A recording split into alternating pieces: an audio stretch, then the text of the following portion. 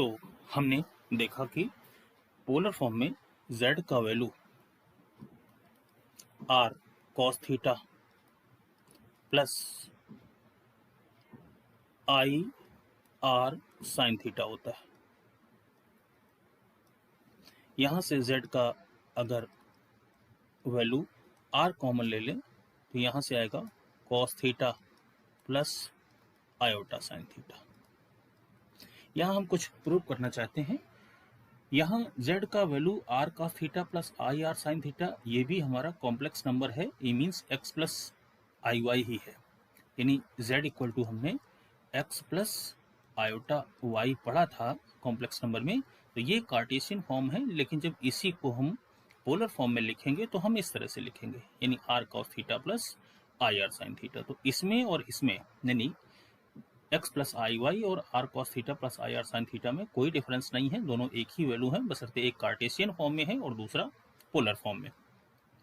इससे हमने r common ले लिया तो हमें इस तरह सा वैल्यू मिल गया r cos theta plus i sine theta. जो ये cos theta plus i sine theta है, इसको हम कुछ लिखना चाहते हैं और हम इसको लिखना चाहते हैं e to the power i theta. ये e to the power i theta का अभी हम वैल्यू याद कर लें, ये cos theta plus i sine theta होगा, लेकिन जब इसको हम लिमिट या एक्सपोनेंशियल फंक्शन में इसको पढ़ेंगे तो हम इसके बारे में डिटेल से जानकारी करेंगे। यहाँ से हम कुछ प्रूव करना चाहते हैं।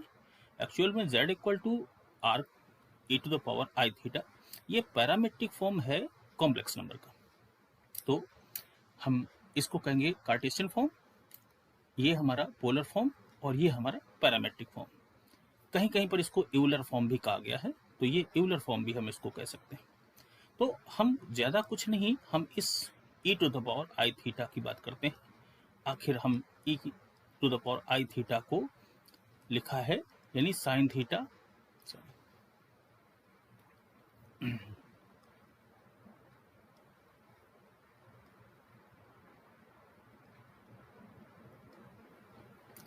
cos theta plus iota sine theta. अब एक्सपोनेंशियल में एक हमने फार्मूला पढ़ा था e to the power x का, क्या था 1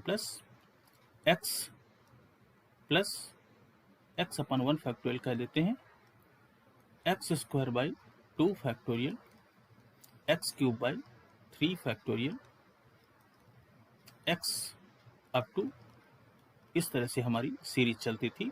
ये एक्सपोनेंशियल फॉर्म में एक फार्मूला है जिसमें हमारे कई नए सिंबल दिख रहे हैं, जिसमें एक ये फैक्टोरियल दिख रहा है। ये फैक्टोरियल का हम इंट्रोडक्शन पढ़ेंगे परमुटेशन एंड कॉम्बिनेशन में। अभी फिलहाल हम इसको एक सिंबल के तौर पर इस्तेमाल कर रहे हैं, 1 फैक्टोरियल, 2 फैक्टोरियल और 3 फैक्टोरियल। इस फार्मूले में और इस फार्मूले में एक ही डिफरेंस है कि x की जगह e to the power i theta रखा हुआ है। इसको इक्वेशन 1 दे देते हैं ताकि बाद में अगर जरूरत पड़ेगी तो इसको हम यूज कर पाएं।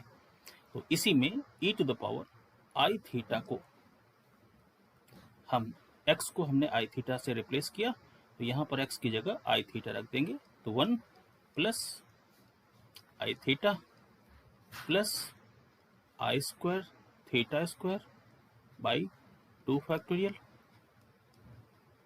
Plus i theta whole cube by 3 factorial plus up to, इस तरह से e to the power i theta को हम आगे और बढ़ाएंगे, 1 plus i theta plus i cube theta cube by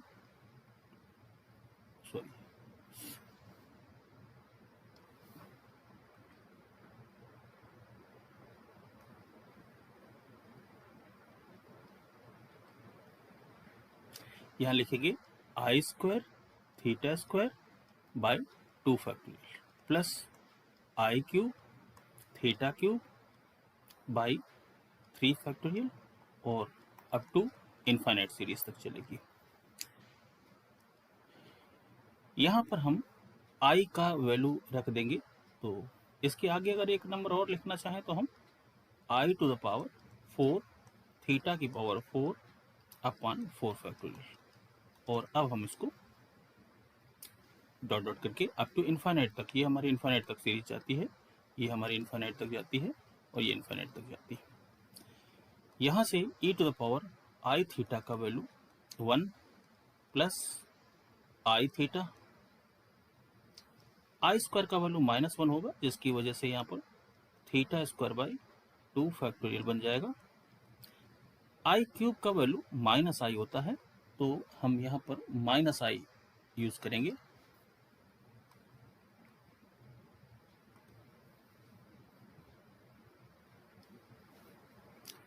-i theta cube by 3 factorial plus इसका value 1 होगा, तो थीटा की पावर 4 अपॉन 4 फैक्टोरियल और अप टू आगे। यहाँ हम रियल और इमेजिनरी पार्ट सेपरेट करने की कोशिश करेंगे, तो हम यहाँ पर लिखना चाहते हैं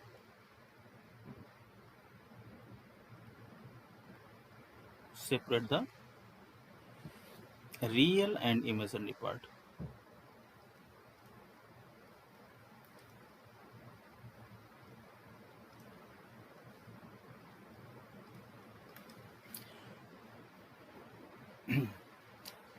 तो हम देखते हैं इसका, जिसमें आयोटा है वो हमारा इमेजिनरी पार्ट है और जिसमें आयोटा नहीं है वो हमारा रियल पार्ट है। तो यहाँ हम इसको हटा देते हैं, इसका कोई यूज नहीं।